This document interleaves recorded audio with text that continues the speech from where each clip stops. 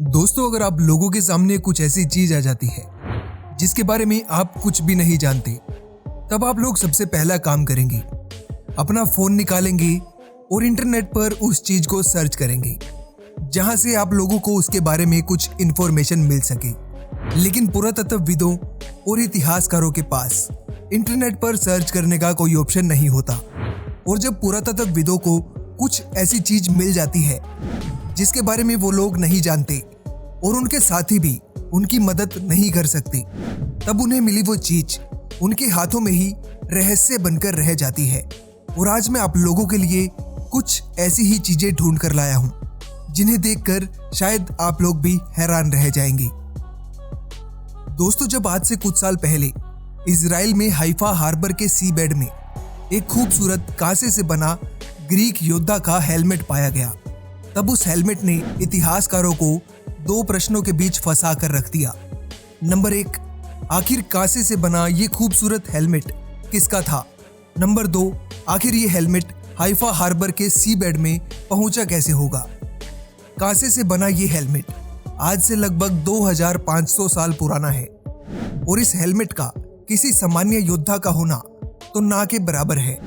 इस हेलमेट पर प्राचीन जानवरों की कलाकृतियां बेहद बारीकी से बनाई गई हैं, जो कि इस प्राचीन ग्रीक हेलमेट को उस समय का बेहद खास हेलमेट दर्शाती हैं। और आज के समय में हम लोग केवल अनुमान लगा सकते हैं कि ये हेलमेट समुद्री फारसी योद्धा का होगा, जो कि समुद्र में युद्ध करते समय मारा गया होगा। और आज हम लोग इस हेलमेट को फारसी युद्ध के अवशेष मान सकते हैं। ऐसा प्रतीत होता है कि हथौड़े और हीटिंग का इस्तेमाल करके कांसे की केवल एक ही शीट से इस हेलमेट का निर्माण किया गया होगा, जो कि बेहद लंबी और समय लगने वाली प्रक्रिया है। परंतु ये हेलमेट एक योद्धा को सुरक्षा प्रदान करने के लिए काफी है। और आज इस हेलमेट को हाइफा के नेशनल मैरीटाइम म्यूजियम में डिस्प्ले में रखा गया है। दोस्तों, जिन इतिहासकारों ने हाइफा हार्बर में इस हेलमेट की खोज की थी, कम से कम वो लोग ये तो जानते थे कि उन्होंने आखिर किस चीज की खोज की है। लेकिन जिन इतिहासकारों ने दिसंबर 2018 में इस्तांबुल टर्की में इस असामान्य संरचना की खोज की थी, वो तो इस संरचना के बारे में कुछ भी नहीं जानते थे। उन इतिहासकारों ने आज तक ऐसी कोई संरचना देखी तक नहीं थी और वो लोग इस संरचना को कोई नाम भी नहीं दे सकते थे। लेकिन जब इस संरचना के ठीक नीचे सामूहिक कब्रों की खोज की गई, तब उन इतिहासकारों को इस संरचना के पीछे का धार्मिक और औपचारिक अर्थ समझ आया। इस संरचना का निर्माण संगमरमर के पत्थरों से किया गया है, जिन पर बेहद बारीकी से चित्रकारी भी की गई है। और आखिर ये संरचना कितनी पुरानी है, इस बात का अनुमान लगा पाना भी बेहद मुश्किल है। इसी जगह पर आज से लगभग 2700 साल पुराने सिक्के भी मिले हैं, लेकिन ये सिक्के इस संरचना के बनाए जाने से भी काफी पुराने हैं। ये जगह इतनी बड़ी है और इस जगह पर की गई खोज के आधार पर यहाँ मंदिर के होने का अनुमान लगाना भी गलत है। इतिहासकारों को इस जगह से जुड़े कई सवालों के जवाब आज तक भी नहीं मिले हैं और आज भी इस जगह पर खुदाई और खोज जारी है। हो सकता है कि आने वाले समय में इतिहासकारों को अपने सवालों के जवाब मिल जाएंगे। दोस्तों, हाल ही में यानी कि दिसंबर 2020 में कोरोना के चलते साउथ वेस्ट चाइना में चोंगकिंग इलाके के अपार्टमेंट ब्लॉक में रहने वाले कुछ लोगों ने अपनी बिल्डिंग के पीछे गंदगी और पेड़ पौधों से भरे एक पैच को साफ करने का काम शुरू किया। अगर उस दिन से पहले किसी ने वहां सफाई करने की कोशिश की होती तो शायद उन्हें पता होता कि उनकी बिल्डिंग लॉर्ड बुद्धा के स्टैचू के ऊपर टिकी है। लेकिन लॉर्ड बुद्धा के इस स्टैचू का सिर यहाँ से गायब है। इस जगह पर इतिहासकारों की खोज आज भी जारी है, लेकिन आज तक की खोज से पता चलता है कि लॉर्ड बुद्धा का 30 फीट ऊंचा ये स्टैचू लगभग 1000 साल पुराना है।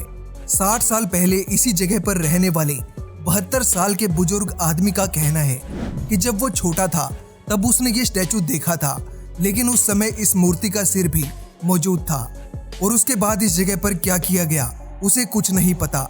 अपार्टमेंट में रहने वाले एक और आदमी का कहना है कि 1980 के समय में जब इस जगह पर अपार्टमेंट्स का निर्माण शुरू हुआ, तब इस जगह पर लॉर्ड बुद्धा का एक मंदिर था जिसे तोड़कर इन अपार्टमेंट्स का निर्माण किया गया। लेकिन आज तक भी इतिहासकारों को इस स्टैचू के पीछे का असली राज पता नहीं चल पाया है। यहाँ आसपास रहने वाले लोगों में से कोई नहीं जानता कि आखिर इस जगह पर अपार्टमेंट्स के बनने से पहले क्या हुआ करता था।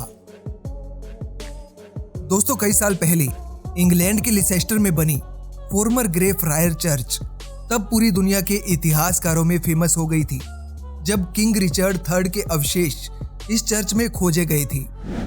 ये खोज इस जगह से जुड़ी एकमात्र खोज नहीं है। राजा के अवशेषों की खोज किए जाने के कुछ सालों बाद इतिहासकारों को इसी जगह पर असामान्य रूप से पत्थर से बनाया गया एक और ताबूत मिला है। आखिर इस ताबूत के अंदर क्या है, ये पता लगाने में उन्हें थोड़ा समय लगा, लेकिन आखिरकार जब उन लोगों ने इस ताबूत को खोलकर देखा तब उन्हें उसके अंदर एक और टूटा हुआ ताबूत मिला। पत्थर से बना यह ताबूत बेहद भारी था, जिसे जमीन से बाहर निकालने में 8 लोगों की मदद लेनी पड़ी। इतिहासकारों ने खोज में पता लगाया कि इस ताबूत का निर्माण 14वीं शताब्दी में किया गया था। पत्थर के ताबूत के अंदर मिट्टी का बना ताबूत 12वीं शताब्दी से भी पुराना है और ये ताबूत पैर की तरफ से टूटा हुआ है। ये सबूत इस बात की ओर इशारा करते हैं कि मिट्टी का बना ये ताबूत किसी और जगह पर खुदाई के समय पाया गया होगा और उन लोगों ने इसे वहां से निकालकर पत्थर के बने इस ताबूत में डालकर इस जगह पर वापस दफना दिया होगा।